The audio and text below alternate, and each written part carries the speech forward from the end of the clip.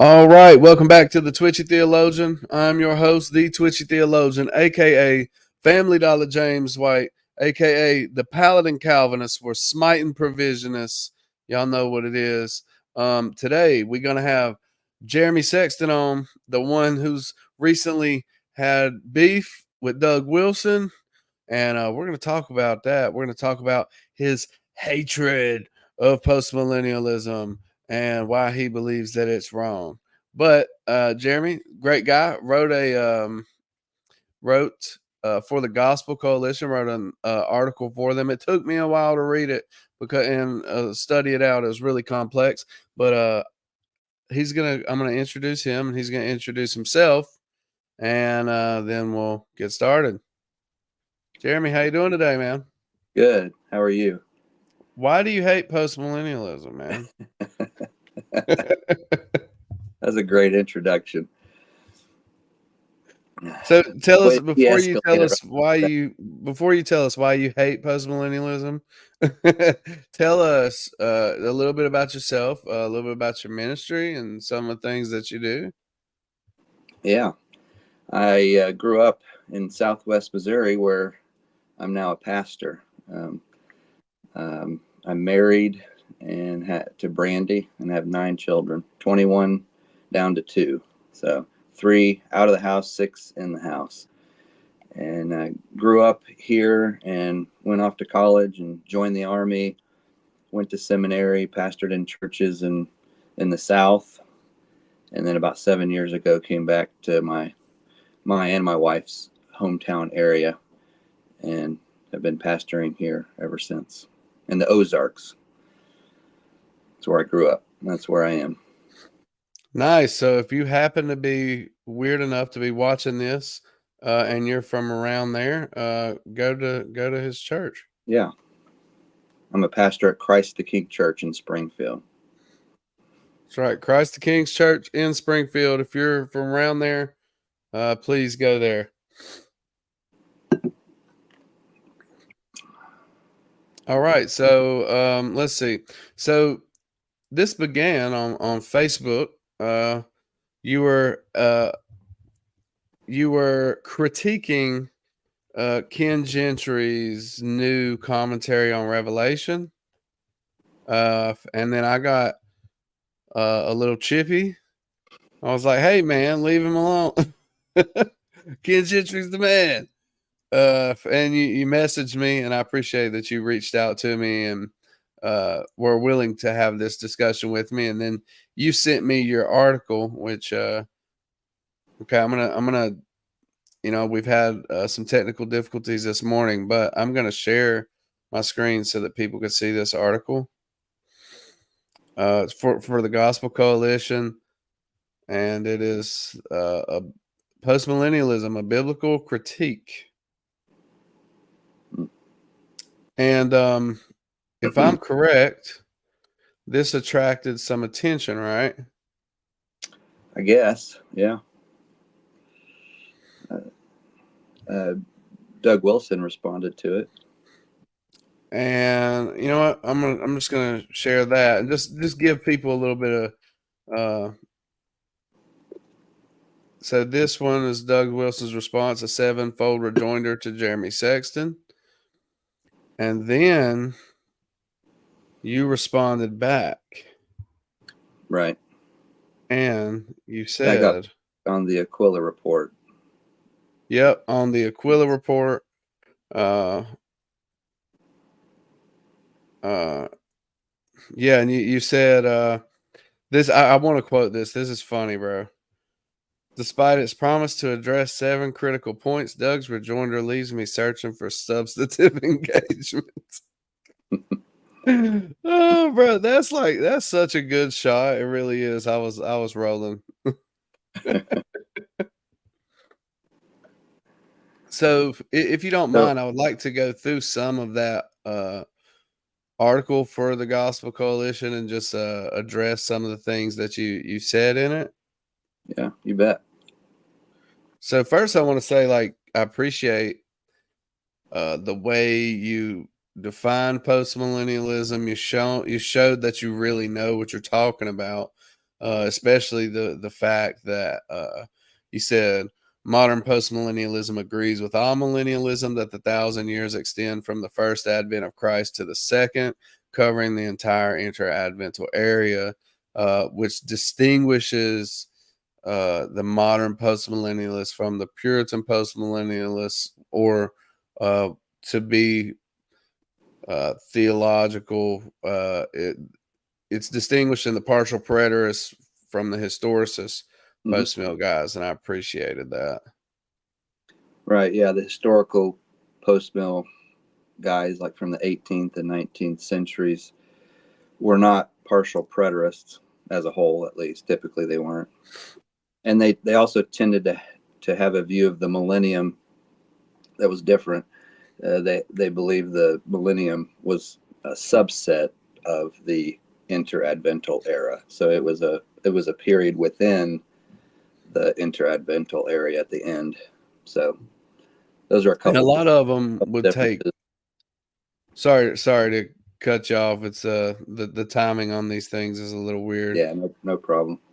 But yeah, some of them would take that 1,000 years to be like literal, right? Yeah, some of them might do that too.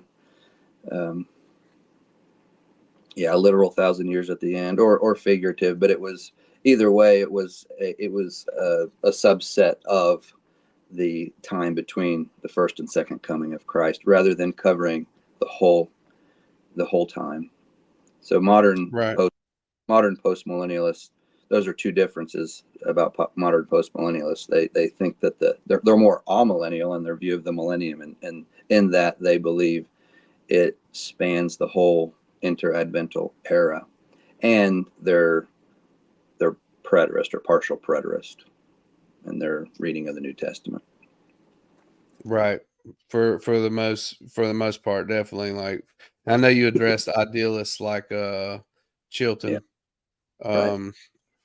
One that wasn't addressed is my iterist view, which is just, partial preterism married to idealism, and and a tad of futurism. So like basically telescopic double fulfillment type thing. Okay. But I think that's because I'm the only weirdo who's post-mill that holds to that. I see. So, are you saying you're an idealist on Revelation? Is that what you mean? So on Revelation, I say I'm an iterist, which I think Michael. What's the guy RTS? Kruger. Yeah. Then yeah. Michael Kruger his talks about that. Explain that he's to me a little bit. If you so basically it's an eclectic take. So for instance, I believe now now Kruger's not pre 70 AD. I believe Revelation was written pre 70. And I do believe that all of Revelation to some extent points to what's going on in 70 AD, but that's a partial fulfillment. So there's and I believe throughout history, so there's the partial preterist aspect, right? Then throughout history, there are foreshadowings and types happening. There's the idealist aspect. Then there's an ultimate thing happening at the end, which is the futurist aspect, which is the weirdest thing you can hold to as a postmillennialist. Yeah. That's interesting. I think everybody tends to be, I guess I should say no one is like all, very few people are all one, or the other, futurist or preterist or idealist or historicist. I think. So, for example, in the paper, the Themelios paper, the Gospel Coalition paper that you referred to, I interact both with Doug Wilson and David Chilton. They're both post-millennialists, but on Revelation 19, one's a preterist and one's more of an idealist. And so there's a lot of mixing and matching. Yeah, and I really appreciated what you had to say in that section. So I mean, I hate to jump all the way there because I was wanting to We don't touch have to on. give an example. Actually, to really extend the example, and both of those guys are preterists in other places in Revelation. So Chilton, even though he's an idealist in chapter 19, he's a preterist with Doug Wilson in other places. So Yeah, yeah. And listen, I appreciate any critique of Chilton because Chilton has led my friends, well, at least one of my friends, into full preterism. So yeah, you asked me why I hate postmillennialism. I wouldn't put it that way, but I think preterism is more dangerous in my opinion.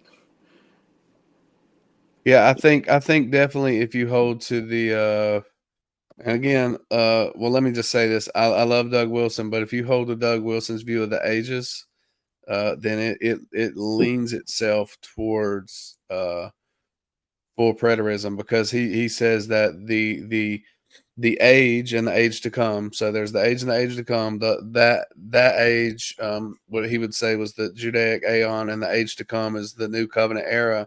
And I'm like, hey, look, if you hold to that, then it's very very easy to say, oh, we're Christ isn't returning; He's already returned, etc. Whereas at least with Ken Gentry, he says the age to come is like the return of Christ, the new heavens and new earth thing. Yeah. Yeah, that is a difference between those two. So one thing I did want to, I was hoping you could address is, let's see, section 2.1, the greatness of the Great Commission. I thought that you did some really good writing there and uh, offered a good critique. And so maybe if you could, just from your memory, explain what you said there. Yeah. Before I get started, there's a really good summary of that section by Justin Taylor on the Gospel Coalition website. He wrote an article called "What Does the Great Commission Mean When It Says to Disciple a Nation?" From June 20th, 2024. Anyway, he kind of summarizes that section and also adds some insights from another article written by David Schrock called "Postmillennialism and Theonomy." But if I'm thinking of the right section, it's been a while since I've looked at this article, so if I'm getting off track here, just tell me. The Greatness of the Great Commission 2.1. Yeah, okay, I think I'm right. Yeah, I basically I present four arguments there that are meant to address the typical idea among postmillennialists that Jesus is telling the church, telling his disciples to disciple a nation as a nation. So a nation as an entity. So nation qua nation, rather than to go and make disciples in the nations. So that's the point that I'm addressing there, because that's a key verse for many post mills, especially modern post mills. And the assumption they have is that Jesus is saying, go disciple the nations. And what it means to disciple a nation is for the entire nation to be a Christian nation, basically. So, Doug Wilson likes to say it's not just go start a Bible study and, in each nation.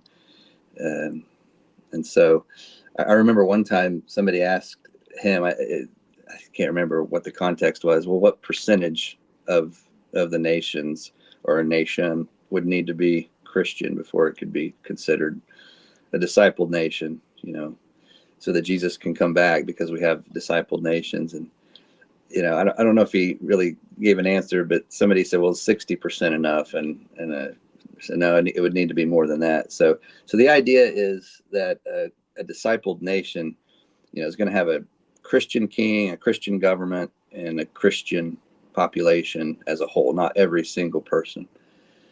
And so in that section, I just try to show that that's not at all what Jesus is saying. He's using language from Isaiah to talk about taking the gospel to the nations and expecting conversions in the nations. And so in Isaiah, and if you go to the paper, you can see this in detail. But in Isaiah, he talks about the gospel going out. It's kind of like missionaries taking the gospel out, and then converts from out of the nations come back in to Jerusalem, to the city of God, to the mountain. And so that's the image that is given in Isaiah about how this is going to work, is the gospel goes out and it brings back individuals from out of the nations. And that's Isaiah's language, out of the nations, which is also used in Revelation chapter 5 and chapter 7 somewhere, where John is seeing the converts from all the nations that have come out of all the nations. And I quote those verses too. And so when Jesus uses Isaiah's language in the Great Commission to take the gospel to the nations, to disciple the nations, what he's saying is to go get converts from out of the nations and bring them back to the mountain city, to the church. And so it's about the evangelization of the world, but not the Christianization of every nation in the way that post-mills think of it. Right. And I think here, particularly, this is more towards, I guess, the theonomic types, I guess you would say. I've seen them use that argument from the Great Commission a lot more than I've seen it in the historic postmillennialists. I can't say that they never used it. I haven't read everything, but it seems to have become more a prominent proof text in the mid to late 20th century with a lot of the Reconstructionists kind of bringing postmillennialism back. That and 1 Corinthians 15 are the two kind of go-to verses among modern postmillennialists. I have seen 1 Corinthians 15 used by older postmills too, but still not as much. I don't think that the older postmillennialists and Puritans, which I call the Puritans proto postmillennialists, it wasn't exactly the same as postmillennialism, but a lot of overlap. Ian Murray makes that point in his book. Actually, a lot of postmills go to Ian Murray's book, The Puritan Hope, as a modern book in defense of postmillennialism. It's written in the 1970s, but he actually says in a footnote in the introduction that there is a difference between Puritan eschatology and postmillennialism. But anyway, what I was going to say is those older types used more Old Testament passages, and the newer version of postmillennialism is more centered on the New Testament. Yeah. That's my observation, at least.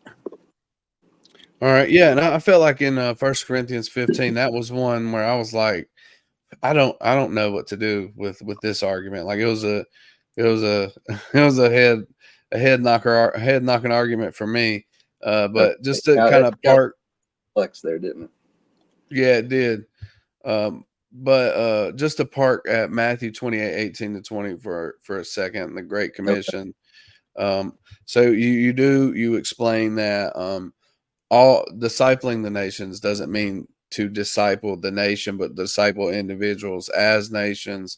That it's disciple individuals in the nations. I'm sorry. And that it's taking the gospel to the nations, and they're being drawn back out up to God's mountains. He quoted like Isaiah 69 and Isaiah 2. Isaiah 2, Isaiah 66. So 66. That's right. yeah, And then Revelation 7:9 was the other one that you yeah, were talking about. But I want to ask you this is and you do say all the nations does not imply worldwide comprehensiveness. right. Is there in your opinion, is there anything within Matthew 28:18-20 that could possibly at least hint at worldwide comprehensiveness or at least a ton of people? Yeah. Oh yeah. I, I'm a ton of people have come to the mountain city already. So uh, yeah, I'm not trying to make it a small deal. It's a big deal. The Great Commission and the fulfillment of the Great Commission. Um, I'm just addressing a particular point that it's not comprehensive in the way postmillennialists understand it. But I think they just push it further than the text allows. Um, so, I even struggled trying to figure out the right language. I mean, comprehensive. I would, in a sense, I would want to say, yeah, of course, it's comprehensive. It's going to the whole world, and it uses language like all. Um, but then uh, the way postmillennialists understand that, though, is sort of a nearly, you know, almost completely, uh, actually, there's some postmillennialists who would say absolutely comprehensive, so that when Jesus comes back, there will not be an unbeliever on the earth. So that's the kind of comprehensiveness that some have argued for.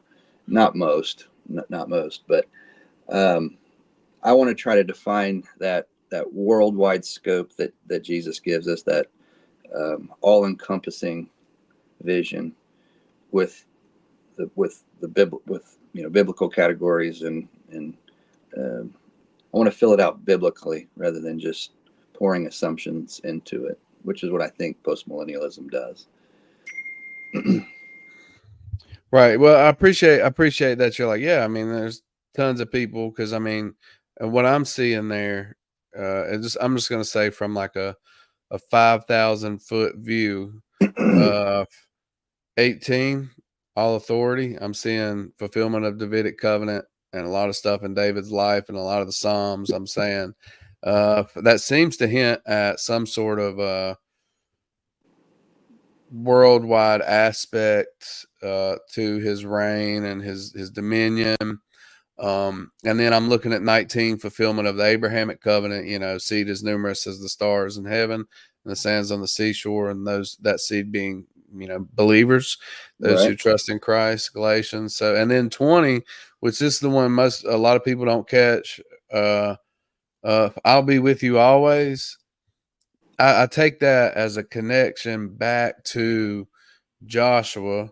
God tells Joshua, be strong, courageous, go conquer Canaan because, and I'm gonna be with you in it, or he says. So Joshua had a significant amount of success conquering Canaan to the point where it says that Joshua gave them rest, even though Mm-hmm. Hebrews says that Joshua didn't fully give them rest. So, like, Joshua conquered enough to where he's like, the Old Testament can say, yeah, he gave them a an aspect of rest. They conquered a good amount of Canaan. So, to parallel that, I'm saying the world, Mm-hmm. the meek shall inherit the earth. That's our promised land, and that we're going to conquer enough to where we can say, yeah, like they conquered the world, even though ultimately, in the same way as that Joshua didn't give them rest, so Jesus had to come to give us true rest. In the same way, we're not going to conquer enough to where uh, it's 100% because Jesus still has to return. So, like, Mm-hmm. what do you think about that Yeah, connection? yeah. I think that's a common connection that actually illustrates probably where I disagree with post millennial hermeneutics, I guess. And So one of the things that I think happens, and that I think is happening in that argument, is a biblical theological connection or category be uh, becomes like a controlling category, and overpowers other considerations. Uh, you know, so I'm willing to see that in the background at some level, that Joshua going into Canaan, but then to fill it out the way you did. So since Joshua had this kind of success, therefore the Great Commission is going to look like this. Um, is going beyond what's necessary in the text, and it contradicts many other texts. Just being general. We could talk about which text, and that's what the paper's about. But that to me is uh, the kind of fundamental methodological issue at play in a lot of these discussions. Is certain metaphors become controlling metaphors to the exclusion of other considerations.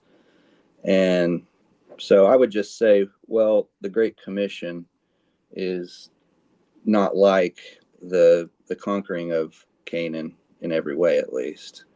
Um, I would say, actually, if you look at the language being used, it ties back into Isaiah much more explicitly. Actually, there's more biblical theological connections, and even verbal textual connections there. And Isaiah is a better help in filling out the details of what the Great Commission means than Joshua 1. So yeah, I would just, or I guess to put it another way, I would just want to see a more detailed, a better defense of that connection, of why the Great Commission means what you said it means, and how that connects to what Joshua is doing, and the commission that Joshua is given.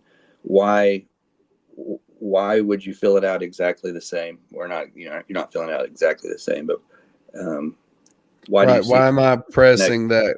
Yeah.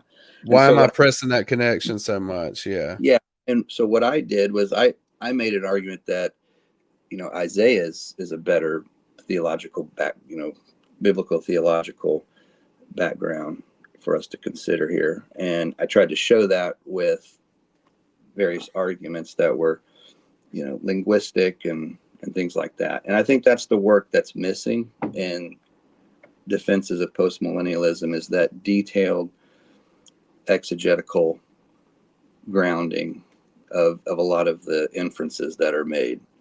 Uh, I see proof text thrown out, but not really in-depth study of how those proof texts support the claim that's being made. So Yeah. And I think that's a fair critique. And I can tell you, you're not going to get anything like what you wrote in that article from me. Because I'm not built like that. Like, I mean, I have a fair amount of knowledge, but when it took me, I mean, we've been talking for a while. It took me a good bit of time to push through everything, and to think through the arguments, and to that's look why at the Hebrew and the Greek and all this stuff. that's why I told you I'd only do this interview if you read it, because I didn't think you'd read it. Oh well, I said I would, and so I was like, I have to. And I enjoyed it too, because here's the thing: when someone disagrees with me, one of two things happens: either it sharpens me and makes my arguments better, and shows me where they were weak, and I can strengthen my armor, or strengthen my line of defense, Yeah, or it makes me change my position to the correct position, which is just as good. I mean, I would rather have the right position than the wrong one that's fortified. So you bet. yeah, so I appreciate that. 1 second, let me. All right. Now, sorry guys, I had to hit pause for a second. I had to Run to the potty, as my child would say. Um, so we were in Matthew 28:18 through 20. And I wanted to ask one more thing. I've made a connection recently with Psalm chapter 22, which I need to look up, and I probably should have pulled that up before. I know you know the text. And we're gonna read it in the elect sanctified version. Or elect sovereign version. That's right. I didn't hear the reference. Where are we going? Psalm 22, Oh, Psalm. Okay. 27 to 28. And I'm just gonna share it for our audience here.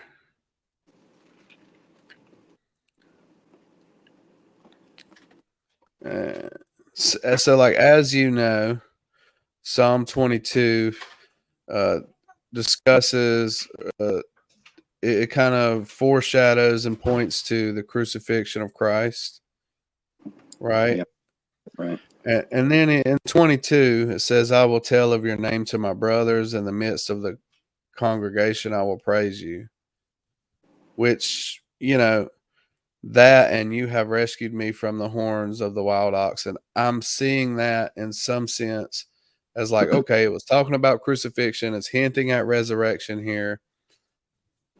And then Matthew 22, 27, and 28, all the ends of the earth shall remember and turn to the Lord, and all the families of the nations shall worship before you.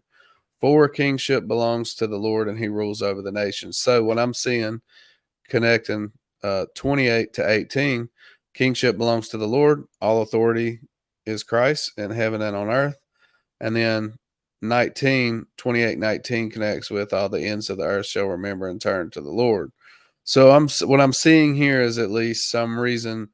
Again, as you said, I can't prove that this is comprehensive, that everyone in the earth will come to Christ, or 100% or 70%. But I can say that all the ends of the earth shall remember and turn to the Lord is a reason for optimism, at least. Mm-hmm. Yeah. I mean, it certainly is happening and will happen. So one of the difficulties in these discussions is sometimes the assumption seems to be that post-millennialists are the optimistic ones about the growth of the kingdom and things like that. And I'm caricaturing, of course, but caricaturing a caricature. But everyone else is pessimistic, and but yeah, I don't have any problem with that passage. We can expect it now, and we can expect at the end for it to be absolutely comprehensive. The entire earth and every family, every nation will come and worship the Lord.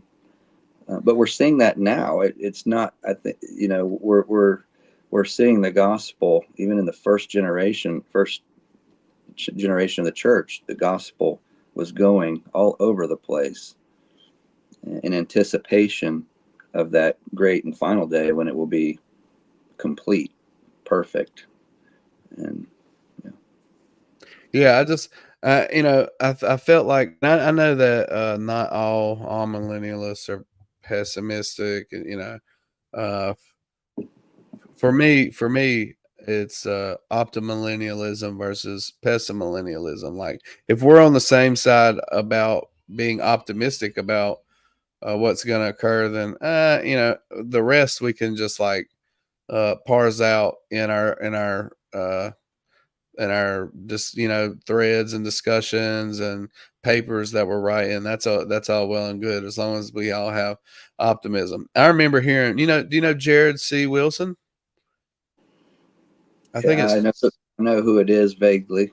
I've heard the name. You might have to give me some context before I remember who it is. So he's written for the Gospel Coalition as well. I think he's a Southern Baptist guy from Southwest Northwestern. I'm not sure where he's, but I can't remember what college he was from. But uh, he came and preached at my old church, Grace Baptist West Asheville, and dude, I thought he was post mill because he was so optimistic about the Great Commission, I and I was remember, like, I remember watching again. This is a Doug Wilson moment with John Piper years ago. They were on stage doing a Q&A, I think, and somehow eschatology came up, and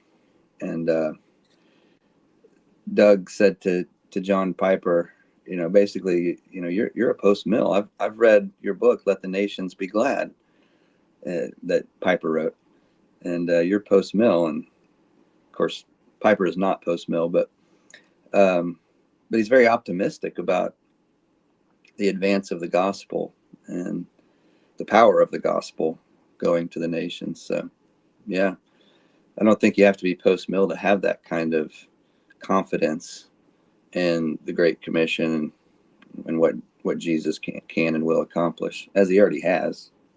I mean, if you just look at the last 2,000 years, you should have a lot of confidence and optimism, right? oh, for sure, yeah.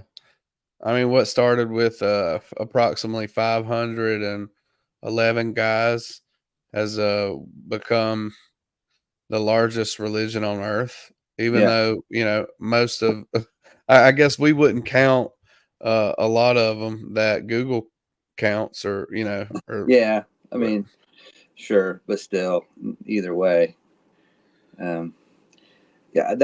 And again, that's another misconception. Um, the church has always been optimistic, if that's the word you want to use.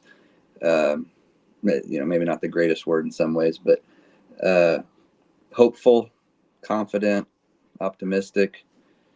Uh, and most of the church has not been post millennial, but all or most of the church has been hopeful and optimistic in those ways. And I think at some point the post millennialists, I don't know, maybe there's a marketing genius somewhere or something, but they were able to claim that the optimistic that label of the optimistic eschatology, and convinced everyone that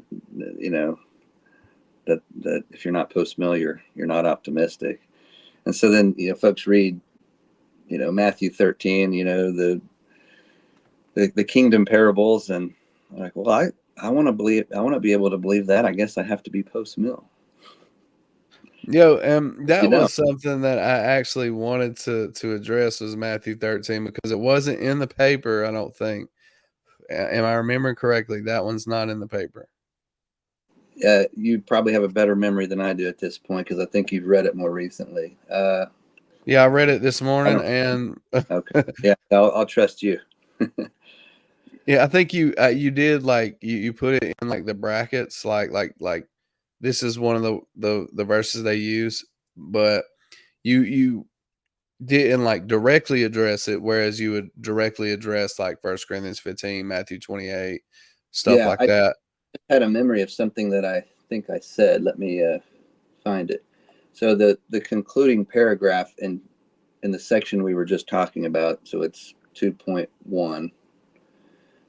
I say the Great Commission, together with the parables of the mustard seed and the leaven, engenders confidence that the kingdom of God increases stage upon stage to the end of the world. And there I'm quoting Calvin, who says the kingdom of God increases stage upon stage to the end of the world, who was a non-millennialist.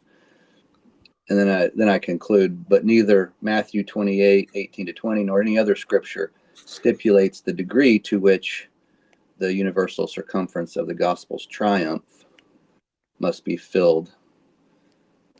Fully inscribed by the apostles must be filled in before Jesus can return.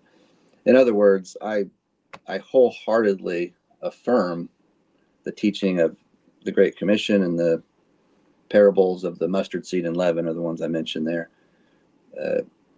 And I agree with Calvin that the kingdom of God increases stage upon stage to the end of the world. It just doesn't. None of that means post-millennialism. Um, so Right. So yeah. I'm sorry, I'd forgotten about that. This morning, I skimmed it and was mainly looking at my highlights, and I guess I But you're overlooked I did that I didn't part. actually I didn't quote or cite. Maybe there's another place where I did, but um, I fully affirm. You know, Right. It wasn't addressed in the same exegetical depth as like Matthew 28, but again, you're like, I don't have to because I'm I good don't with have a that. beef with. I don't have a beef with it. Yeah, I mean, maybe I could have Yeah. included a section that critiques, where I think postmillennialists overextend it. Go beyond the text. Um, So could I possibly uh I mean, I'm not trying to get us off track. I know we were supposed to talk about the paper, but I would like to possibly like just say what I'm seeing there, and yeah, then you could. you bet. All right. So like I'll just read it. I have it pulled up. 31, 32, Matthew 13, 31, 32. He put another parable before them, saying, the kingdom of heaven is like a grain of mustard seed that a man took and sowed in his field. It's the smallest of all seeds, but when it has grown, it is larger than all the garden plants and becomes a tree, so that the birds of the air comes and make nests in its branches. So I'm connecting this back to Daniel 4:12, which refers to the Babylonian kingdom, uh, and the Babylonian kingdom, it covered all the known earth at their time, and it was like it was an empire, you know. And I think it may also kind of look back to Ezekiel 31:6, which refers to Assyria, which was also a very powerful earthly kingdom. So I'm taking that and I'm pulling it forwards, and I'm saying, okay, Babylon covered all the known earth. Jesus is saying the kingdom will, and that it's going to be an earthly kingdom just like Babylon and Assyria was. Um, and then, real quick, I'll touch on 33, get my comments, and you can tell me why I'm stupid. All right, so 33, he told them another parable. The kingdom of heaven is like leaven that a woman took and hid in 3 measures of flour till all of it was leavened. So, like you were saying, the growth of the kingdom is stage upon stage, like a little bit of leaven hidden in 3 measures of dough, and it's worked. That leaven is worked in until all of the dough or the world is leavened. Um, so I write, the leaven is the kingdom, and the flour is the world. The kingdom of heaven will cover the earth. I cross reference that with Daniel chapter 2, where there's the statues, and the rock comes and destroys the earthly kingdoms, and it becomes a mount that rock that destroys the earthly kingdoms become a mountain that covers the earth. And Yeah, so what do you yeah, I believe uh, all that. yeah, No, so why would that not affirm a post-millennial hope, I guess? well, I maybe it does. I just would want to see just a little bit more exegetical support. So here's the thing for me. Um, I can affirm all that. It really has to do with timing, um, and so, and I'm not even saying I'm adamant about, you mentioned Daniel 2, for example. Um, what we can agree on is that is happening and going to happen, right? That we both agree, whatever your eschatology, you believe that Jesus has come. So that kingdom that Daniel 2 is talking about has come in some sense with the coming of the king. And that same king is coming again, and that there's more to come, even before he returns, and certainly when and after he returns. So we both agree that on that. But the question, and where postmillennial, what I think postmillennialism has to prove is that certain things are going to happen before Jesus returns. So that's what I'm waiting on, is evidence that, for example, all of those kingdoms are going to be destroyed in Daniel 2 fully, completely demolished, and that Christ's kingdom is going to be established in a way that it covers the entire earth, as the waters cover the sea. So we both believe that's going to happen. I think we would both say that it hasn't happened yet, at least not completely. And we both believe it's going to happen. And I'm just saying, I don't see any evidence in Scripture. I see a lot of evidence in Scripture against the notion that we can expect that before Jesus returns. So I think maybe one critique of postmillennialism that's kind of a meta critique is that it wants to put a lot of the prophecies from the Old Testament about what we can expect in the future and what the kingdom is going to look like, what the earth is going to look like. It wants to put those before Jesus returns. And I just want to say, well, the whole story includes the second coming and the age to come. I mean, that's the whole story. That we have to include that. And they do. They believe that Jesus is returning and that there's, an age to come. But I don't feel compelled by the Scriptures to force a lot of the prophecies into this age. I don't see why we can't at least allow them to be fulfilled at the return of Christ, or in the new age. And a lot of the arguments for why they must be fulfilled before Jesus returns, well, to me, all of the arguments for why they must be fulfilled before Jesus returns are more theological or philosophical, understanding of how history must work, or, how, God's view of his creation. He loves his creation, and therefore these things are going to happen before Jesus returns. They're those kind of arguments rather than exegetical arguments. Now there are arguments that they use that go back to the text, of course, and I try to address those in the paper. But for the most part, I think that's where the argument gets really weak. It makes assumptions about what must be fulfilled before Jesus returns. And I just want to say, let's include the second coming and the new age in the possible time frame of when these prophecies could be fulfilled. And I think if you do that, it makes a lot more sense of all the data. The data fits a lot better when you don't try to force those prophecies into this age. So Yeah, I think that's a fair critique. Like, so with my understanding, I am presupposing that the rock's going to become a mountain before Christ returns. Like that mountain's going to cover the earth before Christ comes back, and I'm presupposing that the leaven is going to go throughout all the dough.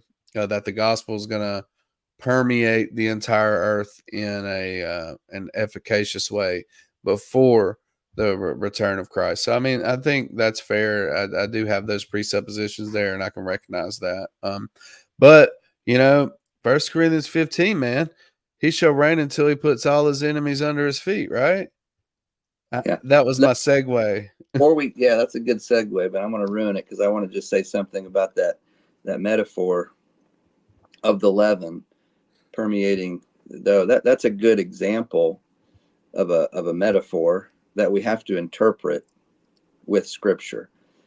So it's an easy metaphor to pour your assumptions into, right? And you can make a kind of a strong, I would say, superficial argument that, well, that means it's going to permeate in this kind of way, and these are the statistics we can expect.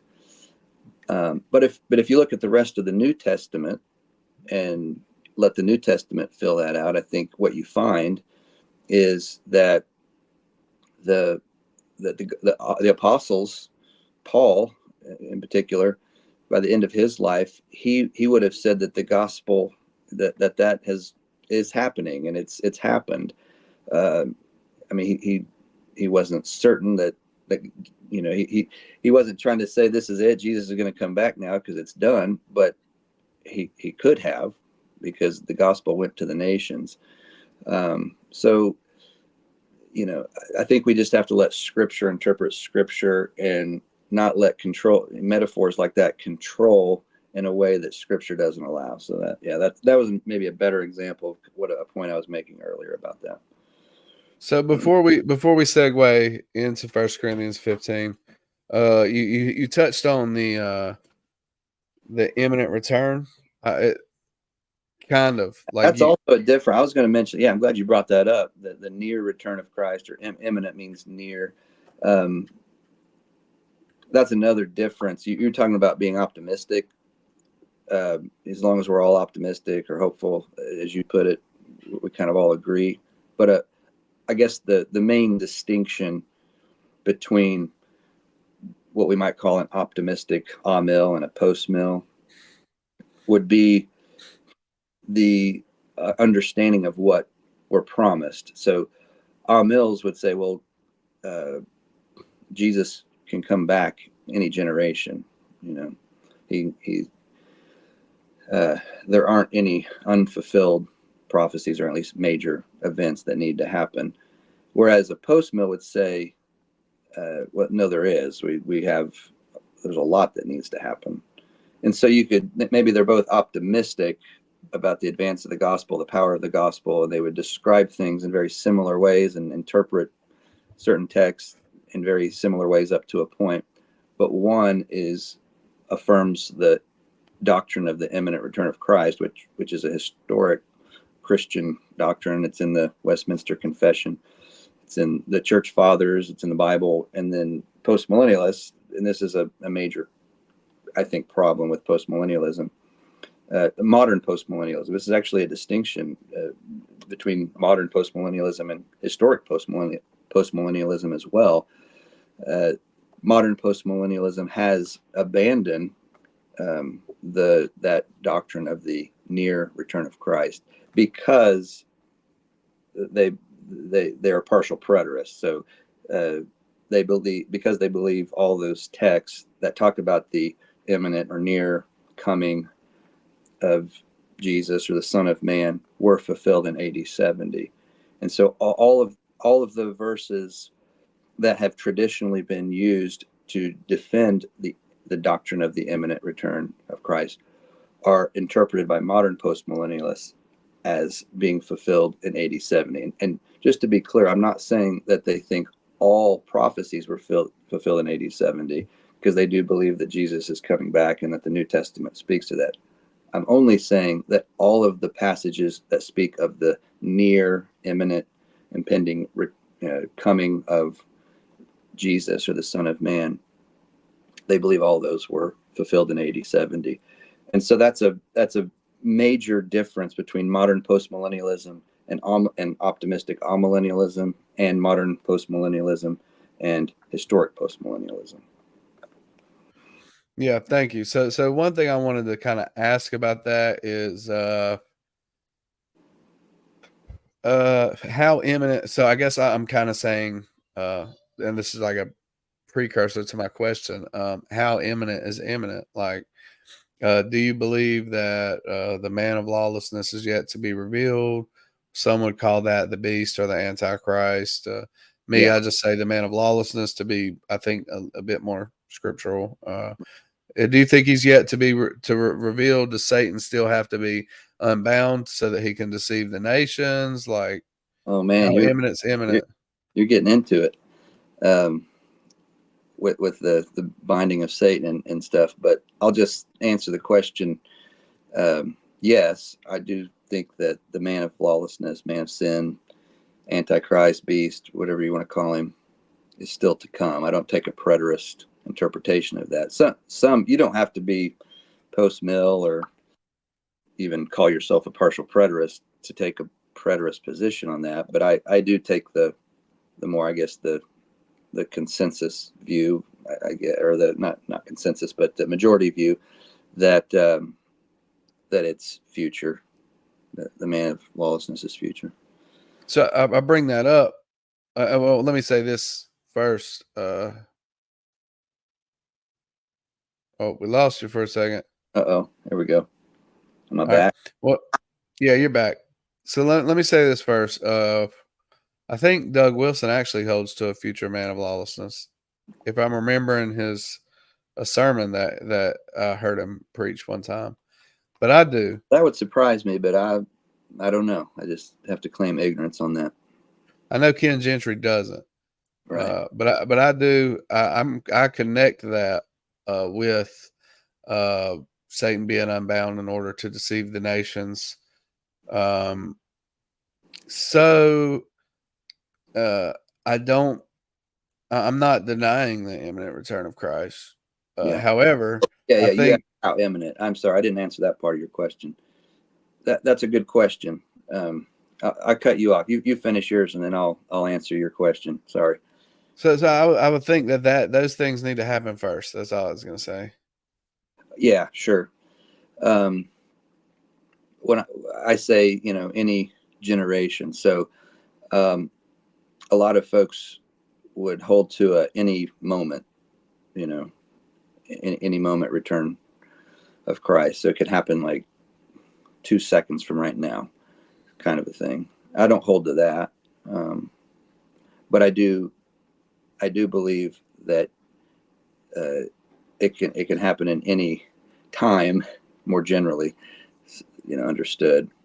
Maybe saying any generation. Um, Okay, and so I think that's helpful. John Piper in his book. He wrote a book not too long ago called "Come, Lord Jesus," and he takes a futurist approach to the man of lawlessness and maybe something else. And so he tries to get a little bit more specific, like, so what kind of a time frame would this require? And he says, well, no more. I think he says no more than like 5 to 7 years or something like that. So I guess that could be helpful. That I think it would require way less. It wouldn't require 5 years. It may take 5 years for all those things to develop, but I think it could happen very quickly. The rise of a man of lawlessness and kind of a deception and apostasy, and it could happen. It could happen before, it could be happening before a lot of people know it and all that kind of stuff. There's just a lot of mystery there to me, but there are texts that say, where Jesus says, "I am coming soon," at the end of Revelation, for example. Now I know partial preterists would say, well, yeah, that was AD 70, and that's, so we don't need to think he's coming soon anymore. Um, I I'm with the Westminster Confession on that verse. At the very end of the Westminster Confession, it quotes that verse, not just as a proof text, like it puts the verse in the text. It's all the words from the King James, Revelation 22:20, into the text of the Westminster Confession, and basically says this is what we should be praying and expecting. And Lord Jesus, come quickly, come soon. And I agree with that. That's the traditional interpretation of verses like that, and many others on the imminent or near coming of Jesus. And so think what gets I think a misunderstanding on that, which gives preterism a lot of, I guess, explanatory power or persuasiveness, is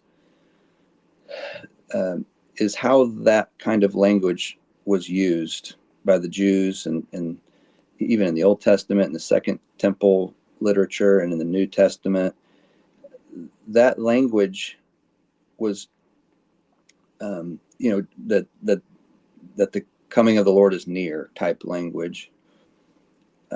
Built into that language, even in the Old Testament, is this sort of tension that there could be a delay, and even that you can expect a delay, perhaps. Don't be surprised by a delay. So it's soon to come. It's near, but God has the prerogative. It's his prerogative to delay it, and he even gives reasons in the New Testament for why he would do that. I mean, explicitly in Second Peter, he's patient. He wants to give time, and I think in the book of Revelation, more implicitly, that there's a certain amount of suffering and martyrdom, filling up what is lacking in the afflictions of Christ, as Paul says in Colossians 1, that needs to happen. And so there's a lot of mystery and tension there, obviously. But preterism, I think, is a response to the liberals, or at least the rise of preterism is a response to the liberals who, for a couple of centuries now have been saying, hey, look at your New Testament, Christians, and Jesus thought he was going to come back soon, and he didn't. And Paul thought he was going to come back soon, and he didn't. John thought he was going to come back soon, and he didn't. And the preterist said, we have an answer for that. He did in AD 70. That creates a lot of exegetical problems, and I really think that guys like David Chilton and now Gary DeMar are illustrating the hermeneutical problems that creates. But aside from that, that's just never been necessary. That, like, the church fathers never thought that was a problem. 300 years after after Christ, and 500 years after Christ, or 1500 years after Christ with the reformers, that problem never crossed their mind. I guess it crossed their minds. You see Calvin addressing it, but he's more addressing it because he sees Peter addressing it in Second Peter. The skeptics are saying, where's this coming? And so Calvin's saying, especially now that it's 1500 years later, how do we think about this? But they didn't think there was a contradiction there. They understood that Jesus also talked about a delay of what is soon, of what is near. And so and that goes back to the Old Testament. It's a biblical category, or understanding of eschatology, I guess. And I think because that's kind of gotten forgotten, or maybe the liberal theologians got us off track there. We tend to think that only certain extreme eschatologies, I guess, believe in the imminent return of Christ, and it's those people who are writing the books about how he's going to come in 1988 or whatever year it was, or it's going to happen in my lifetime for sure because it's imminent. That's not what the doctrine of the imminent return of Christ has ever meant. So anyway. Okay. Yeah, I appreciate you saying that. And let's see, there was something that I wanted to touch on. Oh yes. Matthew 24, when he says, all these things shall, this generation shall not pass away before all these things take place. It was, who was the dude that Doug debated? The hyper preterist or the full preterist? No, I'm sorry, the atheist. Oh, Christopher Hitchens. Yeah, Hitchens brings that up. Yeah. And Doug Wilson gives the partial preterist response to him. Yeah. And it had him stunned and baffled. So I want to say this: how about would it be possible, in light of that text, to take a both and a double fulfillment aspect, just like with Solomon, when Solomon built so the Davidic covenant, that the son of David will reign on the throne of David and build a temple for the Lord. Well, initially that was Solomon, but ultimately that's Jesus who's building us as the temple. Can we not take that hermeneutic that the Old Testament and the New Testament present to us and apply that eschatologically, at least there as well, so that we maintain the that apologetic defense while also being able to affirm the imminent return as you're describing? Yeah. Well, I don't think you can in Matthew 24, because I don't think it allows that. So the text, I'm going to try to pull it up here. In Matthew 24, when it says this generation will not pass away before all these things take place, the question is, what does all these things refer to? And the assumption among preterists, including partial preterists — if I say preterist, I just assume I mean partial preterists. I'm not trying to call post-mills full preterists or anything, but the assumption among preterists is that all these things includes the coming of the Son of Man, which Jesus prophesied just a few verses earlier. And I think that assumption needs to be questioned. So no, I don't think. Let me back up. I think when Jesus is talking about the abomination of desolation earlier in that passage, like starting around 15, I take that as an AD 70 reference. I mean, I think everybody takes verse 2. Let me make sure it's verse 2. Yeah, verse 2. You see all these, do you not? Truly, I say to you, there will not be left here one stone upon another that will not be thrown down. Yeah, there we go. That's clearly an AD 70 reference. And then I take verses 15 to 22 or so. Yeah, I take that as a reference. Some church fathers also were futurist on that. Modern, like dispensationalists, tend to take that as futurist.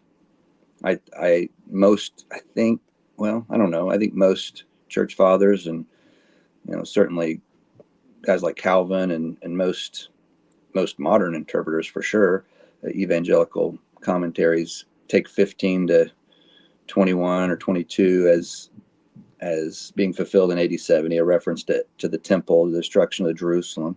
And I agree with that majority view, if it is. But then there's a transition, I think in verse 22, 23, where he's talking more generally about the interactional period. Is it the then? Would you see the then as the transition? Yeah, well, I don't know how much I would pour into that word, but The reason I'm asking is 23. because the reason I'm asking is because I would want to know why we go from an AD 70 to an interadvental going to the end time, Right. without some sort of transitional word. Like I feel like I need that. Well, I put it this way. I think 15, starting at 15, is interadvental too. Okay. But it's just giving a specific thing within that interadvental period. Well, yeah. That's You know what I mean? true. So I think the whole thing is saying this is what's going to happen after I leave. Jesus is saying, I'm going to come back. I'm getting ready to leave. I'm going to come back, and then here's what's going to happen in the meantime, between. And he focuses on what's going to happen in their lifetime, in their generation, but he doesn't limit it to that. And I would just say that's where the transition is, because of the things that's being discussed, and especially when you took the passage away from me. Now I got to look at my computer. Here, I'll pull it back up. Sorry, I was scrolling up and down with my. Yeah, well, and I figured it was distracting because I'm reading and looking back and forth. Whatever you want to do. But if I think when you get to verse 27, for example, he's talking about the parousia of the Son of Man. And I know preterists would say, well, that parousia is still AD 70. I think that's a huge weakness in the preterist argument, is making the parousia, that word in particular, something that can refer to anything other than the second coming. But that's a different argument. But then in verse 29, it says, after the tribulation of those days. And and then it talks about the sun and the moon and the stars, falling and being darkened. And then there will appear in heaven the sign of the Son of Man. And then all the tribes of the earth will mourn, and they will see the Son of Man coming on the clouds in heaven with power and great glory. John uses very similar language in John 1, I think it's verse 7, about the Son of Man coming on a cloud and all the tribes of the earth witnessing. Revelation 1. What I say? You said John, but I know what you meant. But Sorry, for John Revelation 1. Yeah, my bad.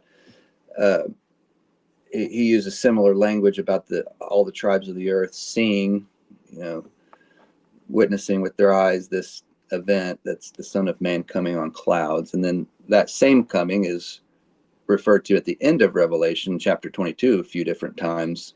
For example, in 22:20 that I made mention of earlier, Lord Jesus, come quickly, or he says, I am coming soon, a few times, I think 3 times in chapter 22. So all these comings are linked. The coming in Revelation 22 is linked to the coming in Revelation 1, and everybody agrees on that. Nobody disagrees with the connection. It's the same coming. So whatever the coming in Revelation 1 and 22 is the coming in Revelation 24, 29 to 31. It's the same language, the clouds and the tribes of the earth seeing and that sort of thing. So and we can get into the details. I'm actually working on another article that argues for the traditional understanding of verses 29 to 31 as being, in the future, as being fulfilled in the future rather than the past. But I'll just say that that's a tough passage to interpret preteristically, and it certainly goes against the interpretation of the ages in the church, going all the way back to the earliest fathers. I mentioned the confession, the Westminster Confession on the coming of the Son of Man in clouds, but in a nutshell, I think we have to stick with the traditional interpretation because it's the only one that makes sense of the text. And so, but then you do get to verse 34, and it says, well, this generation will not pass away until all these things take place. And you're like, well, okay, I see your point. Everybody seems to have thought this coming on the clouds, the Son of Man's coming on the clouds, was in the future, but we got to take Jesus' words seriously. It says this generation won't pass away, and they did pass away. Of course, there are a lot of attempts to make this generation something that's in the future, right? Like talking about the generation that's alive when Jesus returns. Yeah. I don't think that works at all. I think the preterists are right. It's talking about the generation alive with Jesus, same generation that Jesus was in, basically, right? The apostles, the apostolic era, if you want to call it that. So what do we do? Well, if you back up to verse 33,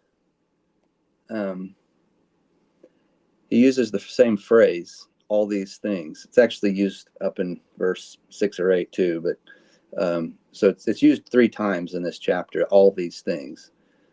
But it's used back to back, 33 and 34.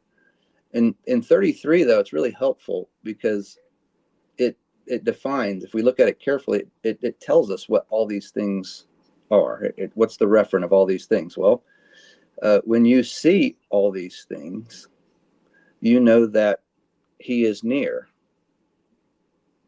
Okay. Or it is near. You said the ESV is what'd you call it? The elect sovereign version. Alexa. So we don't even need to worry about the it is near translation. It's NIV and some commentaries say, well, maybe it is near. It's not talking about Jesus. It's talking about his coming. It doesn't really matter, but some try to make much of that, but I don't think that really works. But let's just go with the ESV. He is near at the very gate. So when all the things, when all these things have happened, what has not happened? According to verse 33. All right. You're right. The return. I see what you're saying. Okay. So what Jesus is saying is that all these things that I'm talking about that you can expect in the interadvental era, specifically, I mean, they're all going to even happen in your generation. They're going to happen in every generation, is I think what's implied, except for the destruction of the temple. That's unique to the first generation. But all these things are going to happen, and you're going to see them. And but I haven't come back yet. And if you back up to verse 6, he says, and you will hear, he's talking about all these things, some of all these things, and you will hear wars and rumors of wars. See that you are not alarmed, for this must take place, but the end is not yet. And the end there is talking about his coming, and again, all interpreters agree on that. Whatever position you take, you agree with me that the end in verse 6 is the coming of the Son of Man. It's, when it says he is near at the gates or at the doors, it's talking about the end, that coming. And so what he says up there in verse 6 is that, yeah, these things are going to happen, but the end is not yet. For nation will rise against nation and kingdom against kingdom, and there will be famines and earthquakes in various places. All these things, verse 8, all these things are but the beginning of the birth pains. And so what Jesus is saying in a couple different places here, and going back down to 33, I think kind of makes it clear that he's prophesying things that are going to happen before his coming. And this generation can expect everything, but it's not necessary. It's not necessarily going to happen. The coming of the Son of Man is not necessarily going to happen in that generation. But when all these things have happened, and the destruction of the temple being maybe the main thing, the most concrete thing, like the very specific thing, when all of it's done and you've seen these things, at that point, you turn your eyes, to the second coming, because that's near. It's the next thing, but it's not one of all these things. So he's making a distinction there. All right. So I'm trying to follow that as best I can. I did follow it, but Okay. what I'm trying to connect is like how all of these things is, and I guess you're saying because of 33, he is near at the very gates, that makes all these things distinct from 29 to 31. Yeah, that's what I'm saying. Okay. I'm just making sure that I'm following, because just so you know how I've taken it in the past, I've taken everything from 1 to 35 to be past, and then but because it says this generation, and then it says that day and hour, and so then I jump to, okay, it's future. There's a transition, this and that, near demonstrative, far demonstrative. But recently, I have embraced the idea that it's both, that there can be a small typological fulfillment of all of these things taking place, including 29 to 31. But that pointing to the final return. And the reason I do is because, as you know, Isaiah 13 uses this similar decreation language to refer to the destruction of Babylon. And then in Revelation 1, 7 and 8, it talks about how they'll see him coming on the clouds, and those who pierced him will see him. So I'm taking that as those who crucified Christ. They're going to see him. And then there's this decreation language referring to the destruction of Jerusalem. Mm-hmm. And Well, then 31 just talking about he's sending out his messengers to gather the elect, like the Great Commission. But this is typological, pointing to the ultimate day of the Lord. You see what I'm saying?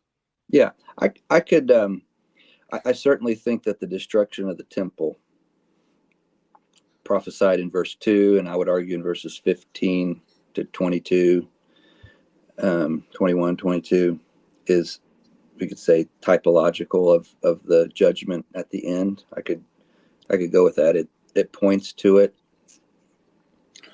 I guess I would just want to see, again, an exegetical argument for what you're saying, and it maybe a response to what I'm saying, because to me it doesn't seem possible that all these things can include the verses 29, the what Jesus, whatever Jesus means by his coming.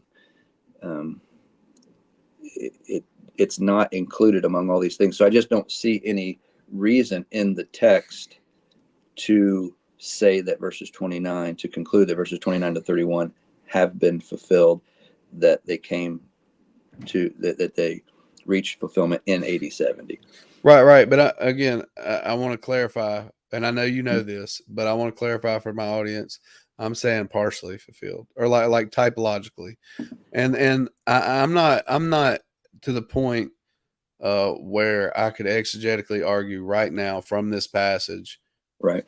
why I believe that. However, I can say in the Old Testament, God talks about, like, I'm coming, I'm gonna, and he's talking about he's gonna destroy a nation, and so he talks Yeah. about him coming to destroy a nation. So I can use that Old Testament language to at least point to the typological fulfillment there. But as far as exegetically of the syntax of Yeah. that passage, I'm not Yeah. Well, able I to do see. that I see right what now. you're saying. I don't actually believe that that language is used in the Old Testament to predict, say, the destruction of Babylon. I know that's the argument, and perhaps the main text is Isaiah 13. That, folks, I think there's a half a dozen or so places where that argument could be made. Isaiah 13 being the main one, but I know I hate to cite a book that most people, there's a monograph written on that language in the Bible, in the Old Testament, New Testament, and outside the Bible. It's by Edward Adams. It's called "The Stars Will Fall from Heaven: Cosmic Catastrophe in the New Testament and Its World." And he makes a really strong argument that that language is always referring to the end of the world. It's literal. I mean, it's literal sun, moon, stars is the idea. It's the end of this creation and the beginning of the new. That moment is what it's always referring to. So that would get us into the weeds. But I'll just register that I think that assumption also needs to be, that presupposition that kind of is, a lot of this is built on, I think needs to be re-examined. And I'd also say, you mentioned Revelation 1:7 about those who pierced him. That's an interesting. I've heard that argument a lot, but what's interesting is it says everyone will see, and then it includes those who pierced him as a subset of everyone. Yeah. But like, if everyone sees him, of course those who pierced him will see him as well. It's emphasizing that. But again, if it's the last day, if it's the return of Christ, that doesn't present a problem for my view, or a non-preterist view, because of course I do believe that those who pierced him will see him along with everyone else. And that's Right. And the everyone else for me would be, at least in the initial fulfillment, would be the Jerusalem. So, but I understand that even those who pierced him doesn't necessarily cause the issue for you because hey, yeah, it's the end of time. They're going to be there to see it. So yeah. that makes sense. Well, I mean, and that's you might be saying that's what John says. Like he's the one who says everyone, and then Right. kind of comma, including those who pierced him. I'm not reading it, but that's the idea. So yeah, I mean, one time I quoted that verse. I don't even remember where or when this was. I think it was probably online, some kind of discussion or something, and I didn't include and those who pierced him, or I didn't. I was quoting it, and I got accused of being misleading or something by not quoting the whole verse, like I was trying to keep that secret because it hurt my argument, and I couldn't convince the person that had nothing to do with. I was quoting it for a completely different purpose. But I think again, there's just a lot of assumptions about what that phrase must mean, including those who pierced him. See, it's talking about the first century because those who pierced him will still be alive. I'm like, well, that's not what it says. It's another example, I think, of pouring post-millennial assumptions into verses rather than getting them out. I guess in this case, preterist assumptions into verses instead of getting it out of the verses. That's fair. All right. So, man, we've really got off into the weeds here. We went from imminency to Matthew 24 to Revelation 1. We're everywhere. But this is good stuff, and I think the audience is really gonna appreciate it. That's the nature But of discussions on eschatology, isn't it? You just end up going everywhere. Everything's that's true. connected. That's true. But I do want to touch on 1 Corinthians 15 real quick, and then I want to touch on maybe we'll go to Revelation 19 because I felt like that was the most. I agreed with the critique, and I promised the audience that you would fight Doug Wilson, and right there, I think is where you fight the hardest. Okay. Cool. So, yeah, 1 Corinthians 15 is the passage. If you had to pick one proof text that has, convinced the most people, the verse that really did it for them, it's probably 1 Corinthians 15. And so I don't know if I spent the most time. I think I spent the most time on that section. 1 Corinthians 15, 24 to 28, because I believe that it is a foundational text and that it is profoundly misinterpreted. I don't think that's an overstatement, by post-millennialists. So I tried to show that.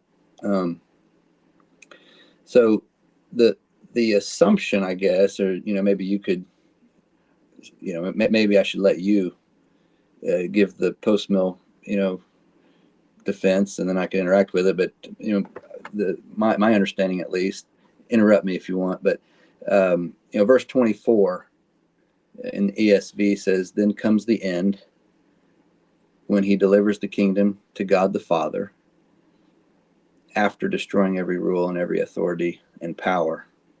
And that word "after" makes you think, okay, so after he destroys every rule and every authority and every power, then he's going to come and deliver the kingdom. So and that's an unfortunate translation. Other translations do similar things. I think it's the Christian Standard Bible that really just has a very neutral translation that doesn't, add temporal indicators. I think I point that out somewhere in the paper. But what the verse actually says is something quite different. It just says, "Then the end will come, when he shall deliver the kingdom to God the Father, comma, when he shall destroy every rule and every authority and power." And so those two things when he shall destroy every rule and every authority and every power, and when he shall deliver the kingdom to the Father, are happening at the same time. They're both governed by a when. And the when is referring back to the end. The end will come, comma, when these two things will happen. Deliver the kingdom, destroy every rule and every authority and every power. I mean, it almost sounds too simple, like a way to say, I mean, you made it sound obvious, but obviously the ESV puts an after there, and Post Mills believe, that there is this before and after. And that's where it gets a little bit technical, but there's no basis for saying after. The reason that it gets translated after is because it's an aorist subjunctive, and there's still this notion in some, like, even translation committees, I guess, that the aorist in the subjunctive, could indicate time, but it doesn't. It doesn't indicate time in the subjunctive, and so that after is completely it's completely absent from the text. So I think the King James, of course, King James is operating from a different manuscript, actually, and that's another interesting thing to pursue that we won't. But the CSB, Christian Standard Bible, others too, but that one translates it just basically as I did. It's a little, maybe some different words, but it's just two things that are happening at the end. And that really undermines the entire post-millennial interpretation of that passage just from the get-go. I think there's more to say, but what Paul's talking about in verse 24 and following is an event that's happening at the end. Go ahead. Right. And I felt like this was a really good part of the paper, and it really challenged me, and I would encourage everyone to go read that. I'm going to include the link in the description, assuming I'm not dumb. I say that every time. But you're saying, and let me just correct me if I'm wrong, you're saying that the aorist there is emphasizing the punctiliar aspect, not the temporal. It's not a temporal indicator. Is that what you're kind of saying about the after part? Pretty close. An aorist subjunctive is not saying anything about time. I mean, except typically it's actually talking about something in the future rather than the past. But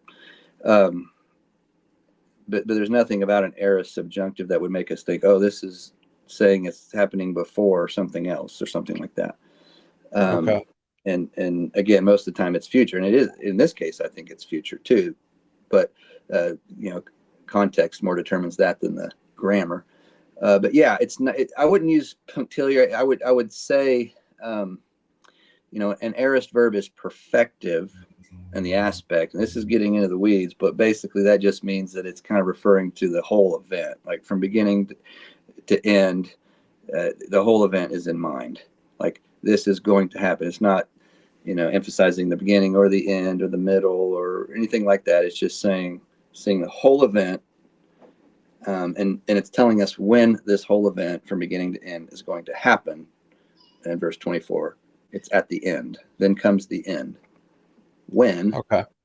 So when he delivers the kingdom of God the Father is also when he will destroy every rule and every authority and every power, rather than the post-millennial view says that it's happening now and will happen before Jesus returns, and then when he returns, after that, he will deliver the kingdom to the Father. It's just not what the text. It actually says it's not only absent from the text. It's saying the exact opposite. The temporal language, the two whens, when, is saying that they happen at the same time at the end. Right. So just to quote your paper, and to give or to conclude it, or to echo what you just said, you say the destruction of Christ's enemies here occurs not progressively, which is what Wilson says, or during the outwork of history, which is what Gentry says, but all at once at the end, ta telos. Yeah, ta telos is the end. All right. So is there anything else you want to cover here? I would just encourage people to read that. It's very challenging to me. And Well, I wanted to say something about verse 25 because actually, okay, yeah. while the misunderstanding of 24 really is at the root of the problem of the misunderstanding of this passage, the key verse I think post-millennials would point to would be verse 25, in light of 24. And so then they get to 25 and it says, for he must, I'll read the ESV, for he must reign until he has put all his enemies under his feet. What's interesting about this verse is that the translations actually kind of leave out a word. I'm not saying it's wrong what they do, or but there's a word that doesn't get explicitly translated, like in the ESV that I just read. That if it were to be explicitly translated, would make clear that the postmillennial interpretation is impossible. The word it's just a relative, it's a pronoun, but what it's referring to is the time when. So my translation of that verse in my paper, and I give the Greek right next to it, is, for he must reign until the time when he shall put all his enemies under his feet. So the post-mill, there we go. So the post-mill understanding of that verse is that, yeah, he's going to reign. He's reigning now. He's going to reign, putting his enemies under his feet as he goes until all those enemies are under his feet. And then once all the enemies are under his feet, at some point after that, he will return. So that's the understanding of the verse. I think I even give I say post-mills, hear Paul saying in this verse, quote, for he must reign, gradually subduing his foes until all his enemies are under his feet. So it's that progressive, gradual subduing, destroying. But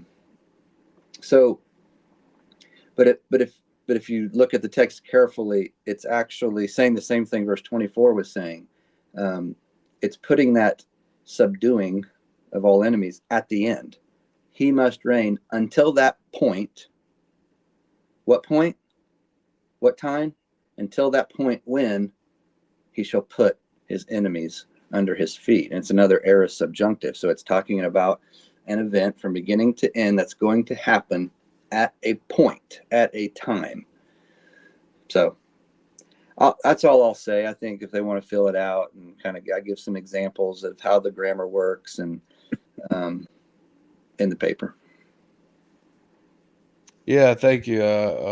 Again, I would encourage everybody to check that out. That this is the kind of argumentation that we need. Not the you post-mill guys just think that we're gonna take the world over by the sword or whatever, or you all-mill guys are so pessimistic. Like, we don't need that. We need this sort of argumentation here, where we're getting down into the text, looking at the nuts and bolts of it, and I appreciate that. Yeah, you bet. I think we got enough time.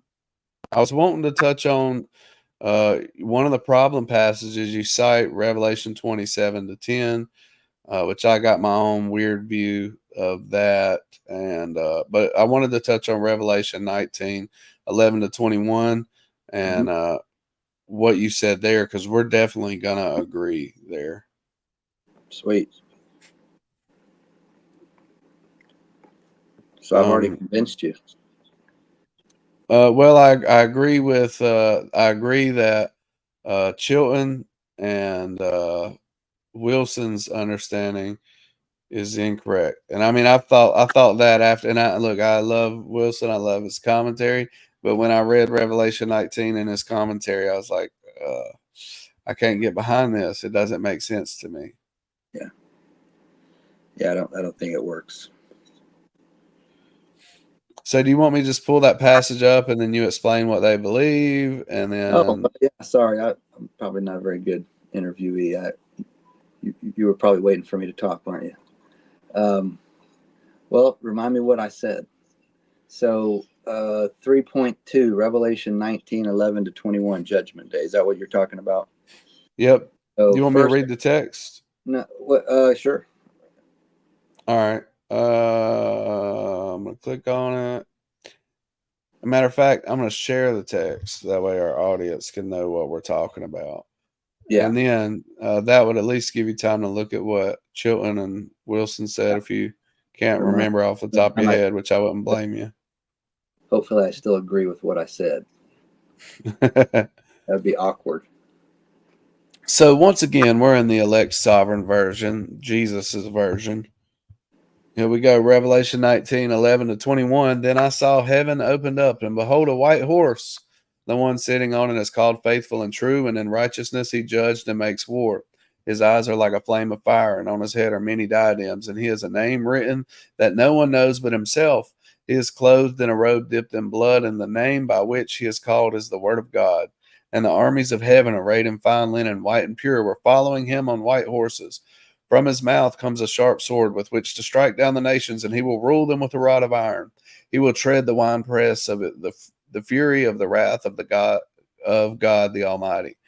On his robe and on his thigh he has a name written, King of Kings and Lord of Lords. Then I saw an angel standing in the sun, and with a loud voice he called to all the birds that fly directly overhead, Come, gather for the great supper of God, to eat the flesh of kings, the flesh of captains, the flesh of mighty men, the flesh of horses and their riders, and the flesh of all men, both free and slave, both small and great. And I saw the beast and the kings of the earth with their armies gathered to make war against him who was sitting on the horse and against his army. And the beast was captured, and with it the false prophet, who in its presence had done the signs by which he deceived those who had received the mark of the beast and those who worshipped its image. These two were thrown alive into the lake of fire that burns with sulfur, and the rest were slain by the sword that came from the mouth of him who was sitting on the horse, and all the birds were gorged with their flesh. Yeah. So Chilton takes an idealist approach to that. So he believes that this is talking about basically the interadvental age where the gospel's going to go forth and conquer the nations. So the war, the images of war, battles, that's basically it's metaphor for the gospel, making war and conquering. And so that's the idealist approach. And Doug Wilson takes a preterist approach. He says that passage you just read was fulfilled in AD 70 with, so he thinks it's real war, like literal blood and things like that. Not that everything is literal, but he would say it's actually talking about people dying and the images there happened in history, kind of the way they're described, just not at the end of history, in AD 70 with the destruction of Jerusalem. So that's the preterist reading. So I interact with both of those in the paper. I guess the point is the post-millennial view. Well, you said you agreed with me, so maybe I need to hear from you first because you're a post-millennialist. But typically, most post-millennialists feel the need, at least, to make this passage about something other than the return of Christ and the war that he will make when he comes and destroys the raging nations, the nations that have been plotting in vain. So it can't be that, because the post-millennialist says that when Jesus comes back, the nations are more or less Christianized.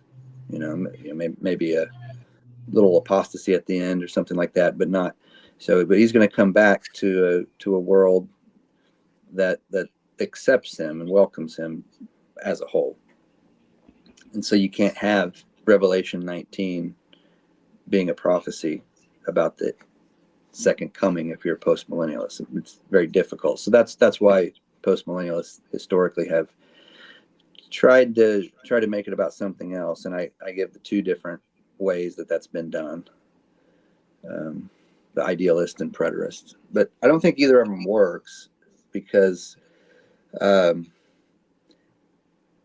mean, I don't know. The paper explains why. I don't know how much detail you want to go into. Like for example, the sword. Chilton needs the sword that's referred to however many times in Revelation, including the passage you read. But he needs that sword to be the gospel going forward.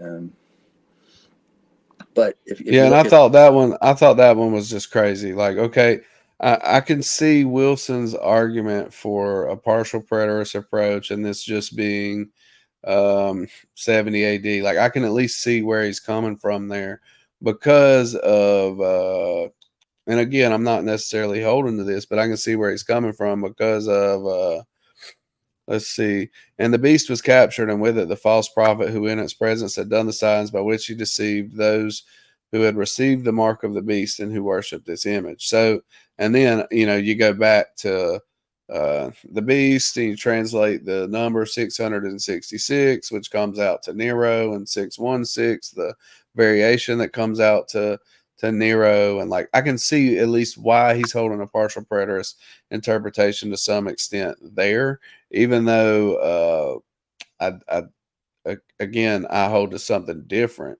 mm-hmm. But I can see at least why he's thinking that. But Chilton, it's like he's having to completely allegorize it in such a way that the symbols mean something positive instead of something that seems really like negative, Yeah, like if you judgment. look through Revelation and how the sword is used there, it's punitive. It's it's destruction. It's judgment, I guess. Um, and it's not salvation. It's those who are on the other end of the sword are being judged. Christ is making war against them because of their apostasy, things like that. Not converting them. So, yeah, there are other reasons that he has to get very allegorical to make sense of how John is using the Old Testament language. And so I get into that. I think Wilson's interpretation, you said you could see it. It's probably if I was guessing, I think it would be the minority position among postmillennialists. I don't know that for sure. It's my observation, just sense of things. But the real difficulty there that he doesn't address in his commentary, I think this at least needs to be footnoted or mentioned as a on the face of it, a pretty huge problem, is that Verse 15. yeah, it's it's talking about the nations. So yeah, I don't see how the nations can refer to Jerusalem there. I mean, obviously full preterists also take a very similar interpretation. I've seen them try to argue for it, and address that concern. Doug doesn't, but I've seen some try, and it, like, when you hear those arguments, it's immediate evidence that full preterism can't be true. It's like, okay, if I was tempted before, now I realize that it just doesn't work. I mean, the way you have to really bend things. And yeah, it's talking about the nations, and it's when you look at the passages in the background, the Old Testament passages like Psalm 2 and others, it's talking about the world. It's a worldwide event. So Chilton realizes that, and he says, okay, it's worldwide evangelism. Well, and Doug's like, well, no, it's not talking about evangelism. It's clearly talking about a war, judgment on people, and it's going to be bloody, and so it's got to be 80, 70. And I think they're both wrong and both right. I guess it's war. Yeah, Chilton Yep. has the universal aspect correct, Right. and Wilson has the judgment aspect correct. Right, but it's judgment at the end when Jesus Right. returns, which is how everybody has always read the text. So it's, again, we're talking about a pretty a pretty small minority here when we talk about people who don't interpreters who don't see this as a second coming passage. It's very, very small because it's extremely difficult not to read it as a second coming passage. And I want to touch on a couple of things. I don't know, my computer's, there we go, now it's charging. So you said, and I agree, this is the critique I agree with of Wilson.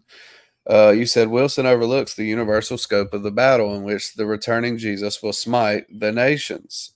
Verse 15.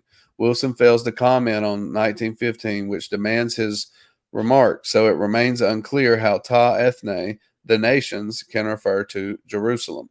And again, I agree with that completely. Nor does he justify restricting the referent of the kings of the earth and their armies to Jerusalem.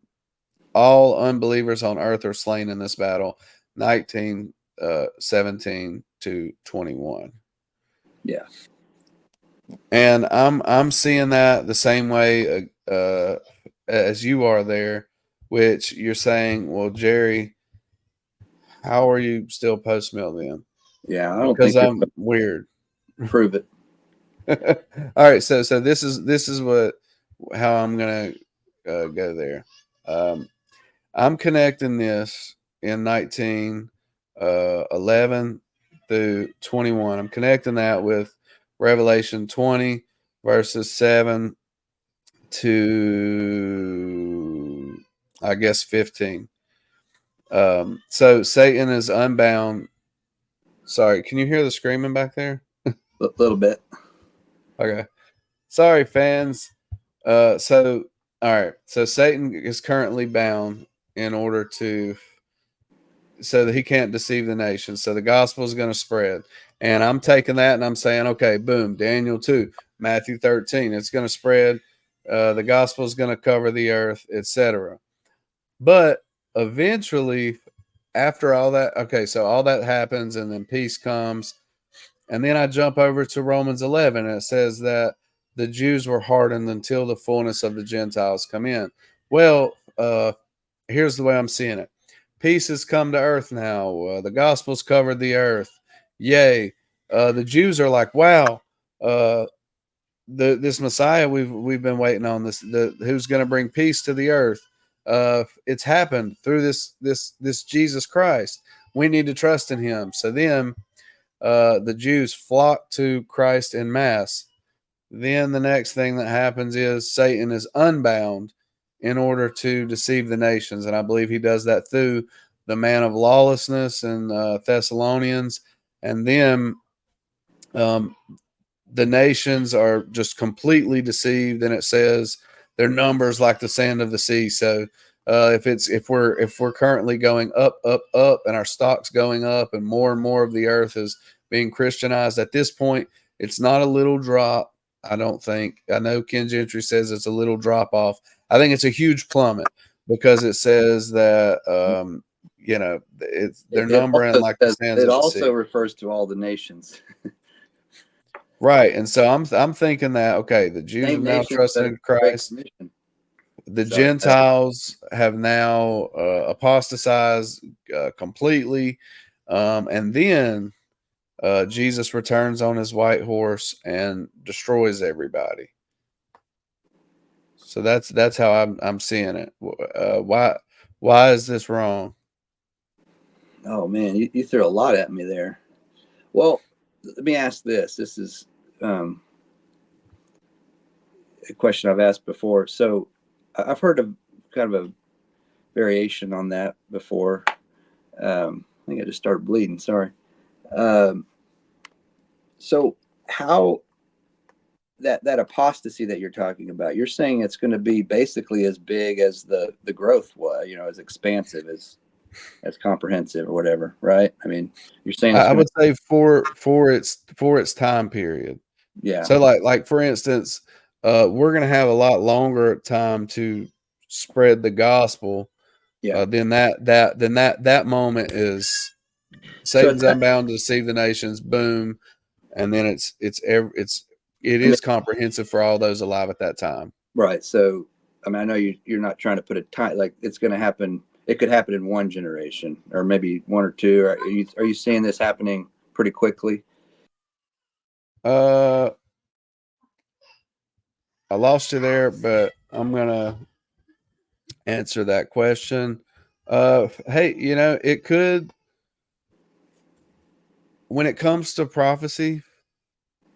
Yeah, Uh, it doesn't matter. I I just was curious what it was more of a curiosity question, but the point I was going to well, make. I do want to answer it real Oh, quick okay. though. Yeah. Sorry. I want to answer. I think it could be now. Okay. Satan could already be unbound, deceiving the nations, and I just don't understand the text. Right? I hold that as a possibility so that I can still hold to the imminent return, Oh, okay. but I don't think so. I think that that's going to be off in the future. Okay. Well, that's interesting. You said you think it could happen now, which means you don't hold to a lot of the post millennial, the post millennial distinctive that there are prophecies or promises that have yet to be fulfilled. Like, uh, and you said you believe in the imminent return. So that I do. I do. I think that there's going to be a time of relative peace on earth. But okay. again, I may be misinterpreting that and saying, "Oh, it's going to be super peaceful." Whereas, like, hey, we haven't had a world war in a while. Maybe that's what it means. You know what I'm Right. saying? So Right. I'm holding to this is what I believe the future is going to look like this, but I could be wrong in my understanding, and Well, I so appreciate that. Yeah. Well, so I guess I'll respond to somebody else that's said something similar. That yeah, the stocks are going up, and there's going to be peace and righteousness on the whole earth. Majority of the world are Christians, and all the nations are Christian nations, and that sort of thing. And then it's going to just plummet over a certain amount of time. We don't know, but looks like pretty quickly. It's not going to take as long to go down as it did to go up, right? Uh, I guess the question I have is, does that mean at least at the end of that, when you finally reach the top, that all of those Christians were not true Christians, right? I don't think they could be true Christians if it then goes down. If those same people are if the world's apostatizing, it means that you had a world full of false Christians. Would that be an inference that you see there? I think that has to be the case. There has to be at least a generation that were false Christians, that were apostate. Yeah. So at least at the very end, at the pinnacle of the post-millennial vision, you had mostly false believers. Yeah, yeah.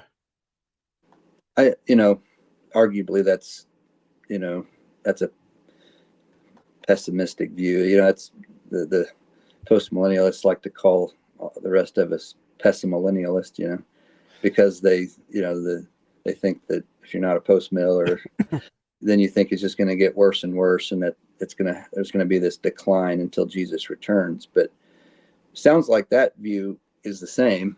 The Great Commission ends up being, the discipleship of the Great Commission ends up being, not really like discipling true believers, at least in large part, and you have this decline at the end until Jesus returns, where it gets worse and worse. And I think you do have to. I mean, in my paper, I found one post millennialist who was willing to basically embrace that inference. One of the Reconstructionists, Gary North, and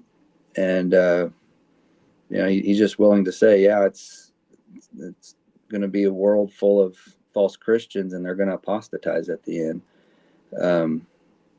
But on the one hand, I commend that, but it when post millennials are talking about the Great Commission and the discipling of the nations, I always assumed that they were talking about like making true disciples, right? And that the post millennial Right. vision, was a world the knowledge of the Lord that's going to fill the earth like the waters cover the sea. I thought that was real knowledge, and like true knowledge, saving knowledge.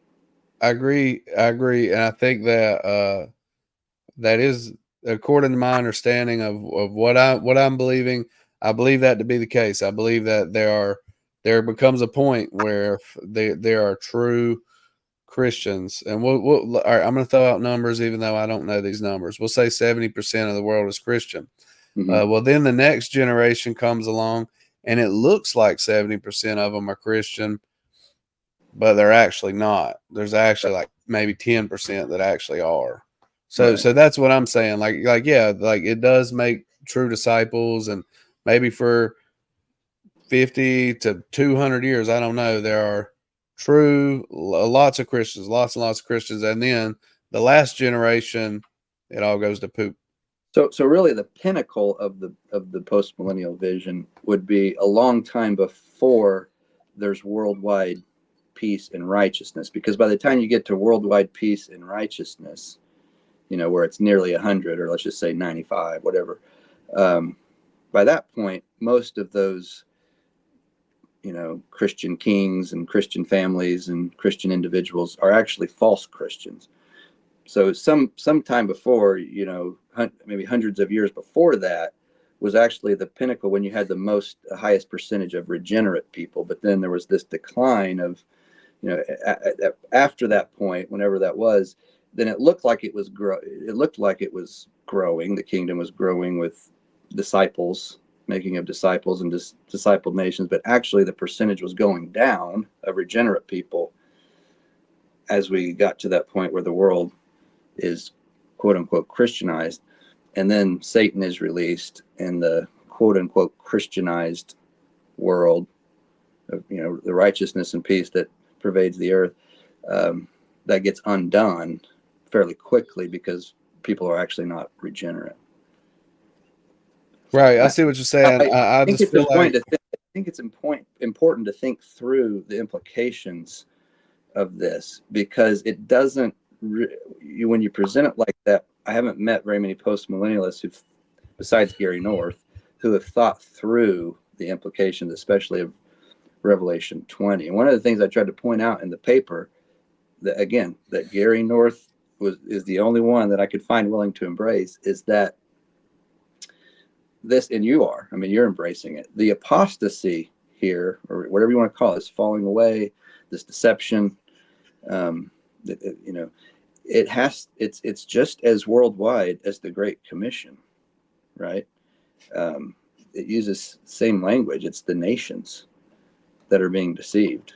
So if we say that nations as nations are being converted during the time before that, then nations as nations are being deceived during that apostasy at the end.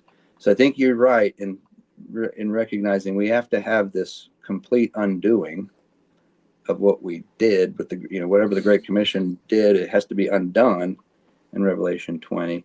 And then when you back that up and you just think about the implications of, well, regenerate people are not going to be deceived, the elect won't be deceived. Well, that means that most of these people at the end are not elect. Well, how did we get to this point where we have a world full of false Christians? And when you think about that in that way, it makes the post-millennial vision to me a lot less attractive, I think.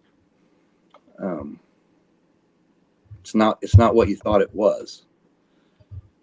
So hey, that's fair enough. I appreciate all the critique, and this hopefully this gives myself and my audience some stuff to think about. But I would encourage my audience, if you're holding to some sort of view of post-millennialism, that you need to nuance it a little bit. I think that's one issue that I see, is like they'll grab a hold of certain things and then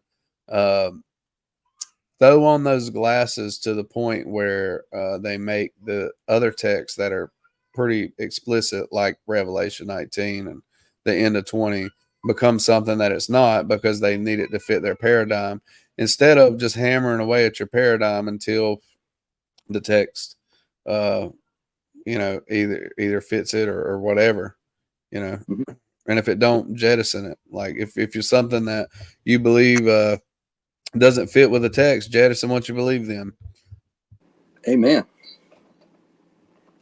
And for those who are not post mill, and you start reading that stuff like Matthew 13, if it doesn't, if it doesn't fit your paradigm, you got to jettison that too. We all got to be optimistic, okay? That's all I'm saying. That's fair. But listen, man, I've had you on for 2 hours, and I appreciate you being on. But I think I need to get off and help my wife take care of the kids. You just have to go to the bathroom again. That's true. That's true.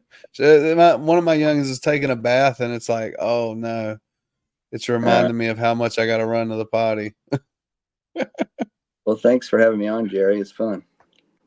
Yeah, man, I appreciate it, and I hope we'll get to stay in touch and chat a little bit more. You bet.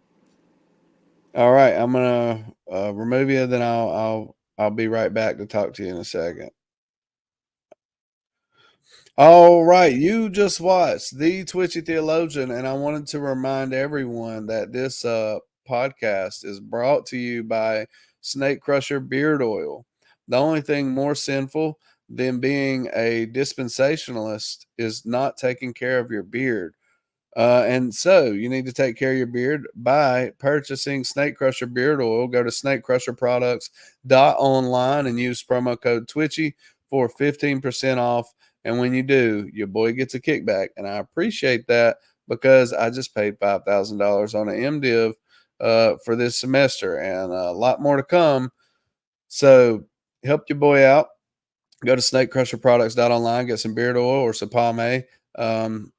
It's phenomenal stuff and save you some money. All right, you guys have a blessed day. Grace and peace.